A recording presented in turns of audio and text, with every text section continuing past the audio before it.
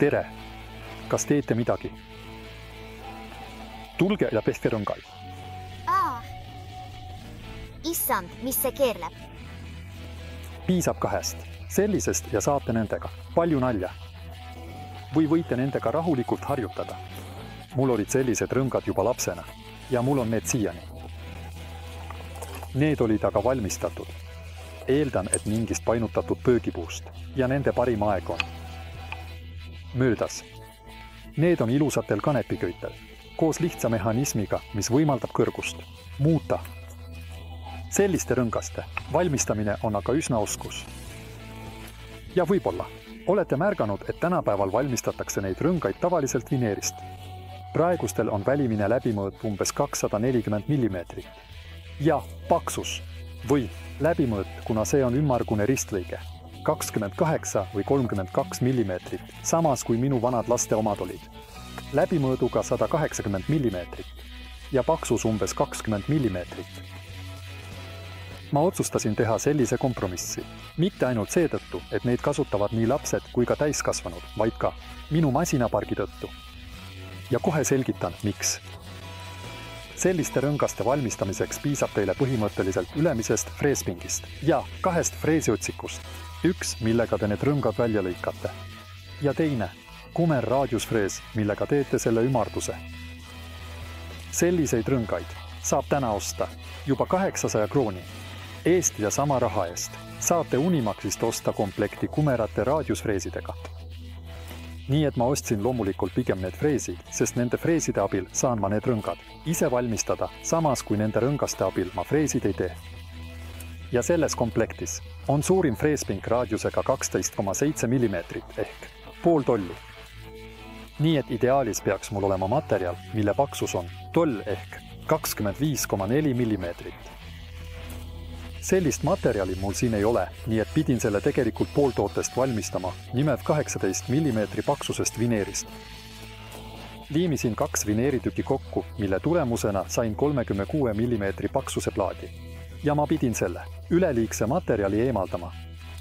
Võite selle kas freesida näiteks paksusmasinas, kuid sellega kaotate palju materjali, mis minu arvates on kahju. Seega otsustasin, et lõikan selle lintsaega läbi, nii et saan ühe paksema plaadi, mida kasutan nende ringide jaoks, ja teise õhema, mida saan hiljem millegi muu jaoks kasutada. Noh ja, siin on esimene piirang. Mul on lintsaag, mis lõikab umbes 210 mm. Seega otsustasin, et teen selle ringi läbimõõduga 200 mm. See ei olnud lõbus. Vajate linti, millel on väike tpi, 3 hammastolli kohta, et see hästi laastu välja viskaks. Lõpuks lõikasin selle läbi mõlemalt poolt, nii et pöörasin selle ümber ja lõikasin teiselt poolt lõpuni. Noh, tulemus on hea. Ja siis ma läksin venitama seda paksusveskiks või avamismasinaks. Kui teil seda pole, peaksite seda lihvima. Näiteks lintlihvijaga, seega, oleks tõenäoliselt parem tõesti hankida vineer. Vastava paksusega, olgu see siis 24 või isegi 28 mm. Siis oleks aga parem, kui teil oleks raadiusfrees raadiusega 14 mm. Nii et plaat on mul juba valmis. Joonistasin sellele ringjoone ja avastasin, et see lisand on nii väike, et kui ma freesiksin, siis läheksin freesiga ka teise tükki sisse. Seega lõikan selle uuesti lintsaega, millel on väike lõikejälg, ja lõikan iga ringi seejärel eraldi välja. Lõikan 6 mm läbimõõduga spiraalfreesiga ja kasutan selleks väga lihtsat abivahendit. Ja kõigepealt lõikame muidugi välja välimise läbimõõdu, sest kui me lõikaksime välja sisemise, siis kaotaksime selle keskosa, mida vajame just. Selle abivahendi paigutamiseks naela abil. Välimise läbimõõdu saame läbi lõigata, kuid sisemist soovitan mitte täielikult läbi lõigata, sest hetkel, kui te selle läbi lõikate ja üksikuid osi omavahel ei fikseeri, võib see tõmmata ja te võite kas tooriku kahjustada või halvimal juhul murda freesi. Ja see oleks tõesti kahju. Seega ma ei lõika täielikult läbi, vaid ainult näiteks poole või 2/3 sügavuseni. Ja see, mis sinna jääb, see poolik lõige, siis selle lõikan läbi tikksaega. Ja ülejäägi, mis sinna jääb, freesin ära lõikefreesiga, millel on laager. See on küll natuke keerulisem tehnoloogia, kuid samas kindlam. Nii, meil on mõlemad ringid. valmis. Toorikus. Nüüd peame need ümardama. Ja kuna ma tahan, et ümbermõõt oleks võimalikult kvaliteetne, siis läksin seda veel natuke treipingil viimistleda. Ja treipingil võtsin selle esmalt lõikuriga, siis silusin veel liivapaberiga, et pind oleks võimalikult täiuslik ja et ebatasasused ei kanduks edasi ümardamisel. Need raadiusefreesid on varustatud laagriga, mida saab sel juhul kasutada ümardamise loomiseks, kuid ainult ühest küljest. Sest kui teete selle ümardamise ja pöörate ringi, siis teiselt poolt ei saa see laager enam toetuda algsele servale, mis seal enam ei ole, vaid toetuks raadiusele ja te freesiksite veidi rohkem materjali sisse, kui see algselt oli pööratud. Nii et praegu ei saa te laagrit kasutada. Peate tegema lihtsa nurgastoppi, mille seadistate nii, et ring ei läheks freesisse rohkem, kui vaja.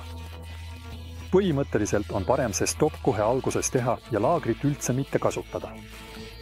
Sellel on ka see eelis, et see ei kopeeri neid väikseid ebatasasusi, mis võivad eelmise freesimise järel alles jääda. Nii, mõlemad ringid on nüüd freesitud, kenasti ümardatud. On vaja veel lihvida. Ja selleks otstarbeks tegin kitsad ribad.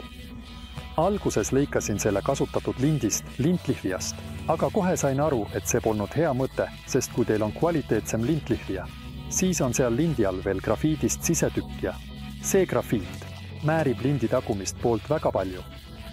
Nii et mu käed said sellest mustaks, mis iseenesest mind muidugi ei häirinud. Aga kui ma puudutasin seda lihvitud ringi, siis määrisin selle ära. Nii et lõpuks võtsin uue lindi, mille teralisus oli 120 ja lõikasin sellest uuesti ribasid. Seekord lõikasin selle kolmandikeks. See on 100 mm lai lint, nii et sain umbes 3 sentimeetrised ribad.